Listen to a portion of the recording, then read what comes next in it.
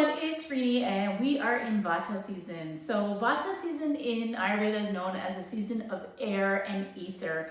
It's when the lighter energies in our body are more active right now. So this means that our upper chakras are more active, our throat, our third eye, our crown. And so this time of year, a lot of people will experience fatigue and exhaustion.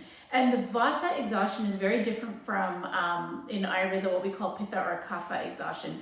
Vata exhaustion is the feeling of being depleted, just sort of drained out and depleted. So the main way to counter this sort of exhaustion and depletion is through rest and nourishment. So this season is all about rest and nourishment. And what do I mean by that and what do we do? So number one, when we look at nourishment, we want to understand that during this season, our digestive system has changed. The way that we're digesting food has changed. It's a little bit more airy, which means that we're prone to things like gas this time of year. So what we want to do is we want to eat smaller meals and eat more often during the day. And we want to, when we're eating, we want to be eating heavier grounding foods. So by this I mean we want to be focusing on root foods. So root veggies are wonderful this time of year.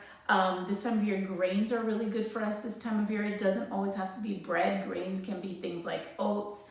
There's all sorts of things that you can be eating.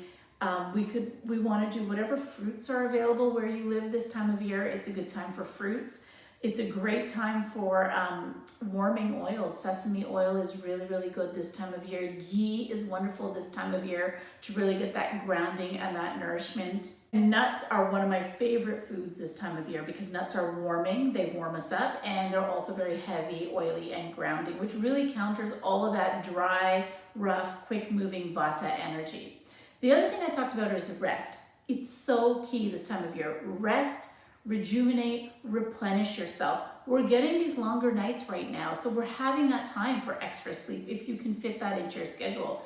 You want to make sure that you're not overexerting right now because you're just going to further deplete yourself. Remember, your energy is active up here. When we're physically exerting ourselves, we're using lower chakra energies, and these chakras are kind of not as active right now. For slower sports like bowling is good this time of year.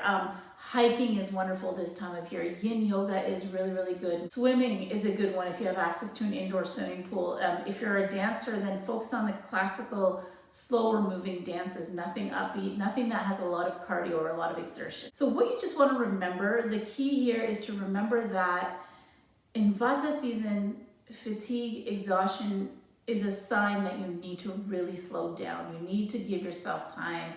Downtime for meditation is wonderful too. Grounding is wonderful. Anything that's really going to help you get centered again, because Vata energy is a nervous energy. It can cause anxiety and just when you have a lot of energy going on up here, it's in the nervous system. So you just want to ground and center. So I hope that helps. Get plenty of rest and stay healthy.